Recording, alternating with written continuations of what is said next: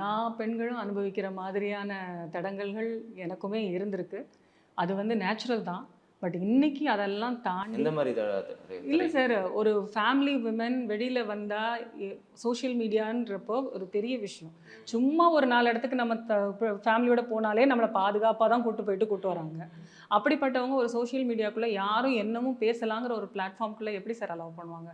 So அதுக்கு பயந்து வேண்டான்னு சொல்லி நிப்பாட்டுறதுக்கு எல்லாருமே அப்படிதான் இருந்தாங்க. ஒரு கட்டத்துல சரி பார்த்துக்கலாம், பண்ணட்டும், இவ்வளோ செய்றா, இதை எதுக்கு நம்ம முடக்கி வைக்கணும் அப்படிங்கிறதுல வெளியில கொண்டு வந்தது தான்.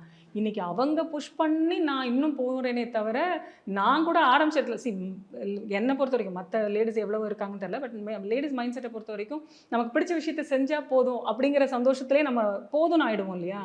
அந்த லெவல்ல தான் நான் இருக்கேன். என்ன அதையும் தாண்டி புஷ் பண்ணி, இல்ல நீ உன்னால இன்னும் பண்ண முடியும்னு சொல்லி கொண்டு போற ஸ்டேஜுக்கு இன்னைக்கு என் ஃபேமிலி என்ன புஷ் பண்ணிட்டு இருக்காங்க.